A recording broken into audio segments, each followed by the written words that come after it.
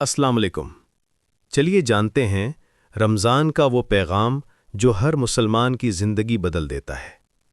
رمضان کا مہینہ اسلام میں بہت ہی خاص اور برکت والا مانا جاتا ہے۔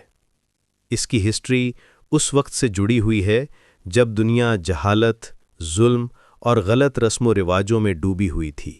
لوگ بتوں کی پوجا کرتے تھے، کمزوروں پر ظلم ہوتا تھا اور سچائی کم ہوتی جا رہی تھی۔ ایسے وقت میں اللہ نے انسانیت کو راستہ دکھانے کے لیے اپنے آخری نبی حضرت محمد صلی اللہ علیہ وآلہ وسلم کو چنا۔ نبی صلی اللہ علیہ وسلم کو تنہائی پسند تھی۔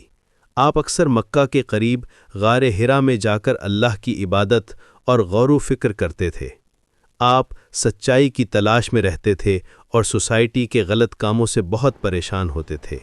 پھر ایک رات جو رمضان کے دوران تھی، اچانک فرشتہ جبرائیل علیہ السلام آپ کے پاس آئے اور اللہ کا پہلا پیغام لائے۔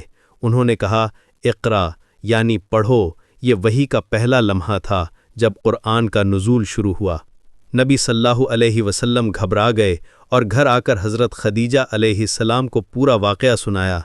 حضرت خدیجہ نے آپ کو تسلی دی اور کہا کہ اللہ آپ کو کبھی ضائع نہیں کرے گا، کیونکہ آپ سچ بولتے ہیں، غریبوں کا خیال رکھتے ہیں اور لوگوں کی مدد کرتے ہیں۔ اسی سے رمضان کی عظیم اہمیت شروع ہوتی ہے۔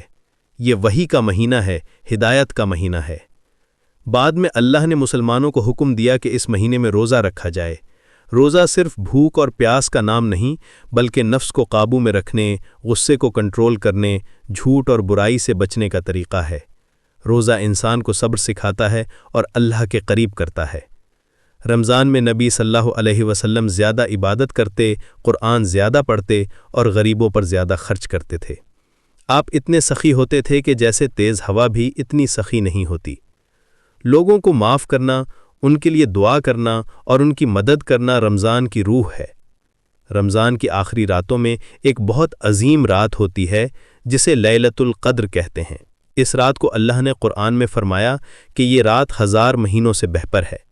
اس رات فرشتے زمین پر اترتے ہیں اور اللہ کی رحمت ہر جگہ پھیل جاتی ہے۔ جو بندہ اس رات عبادت کرتا ہے، اس کی زندگی بدل سکتی ہے۔ رمضان کا اصل مقصد صرف عبادت نہیں، بلکہ انسان کو بہتر بنانا ہے۔ اس مہینے میں لوگ اپنی عادتیں بدلتے ہیں، دل صاف کرتے ہیں، معافی مانگتے اور معاف کرتے ہیں، غریب، یتیم اور ضرورت مند لوگوں کا خیال رکھتے ہیں، زکوٰۃ اور صدقہ دیتے ہیں تاکہ سوسائٹی برابر اور پاک ہو۔ اس طرح رمضان کا واقعہ صرف ایک تاریخ کا حصہ نہیں، بلکہ ہر سال مسلمانوں کی زندگی کو نیا راستہ دکھاتا ہے۔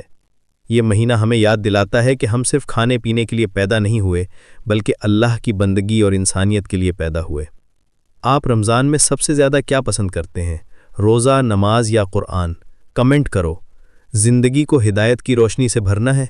نور ہدایت کو سبسکرائب کرو ابھی۔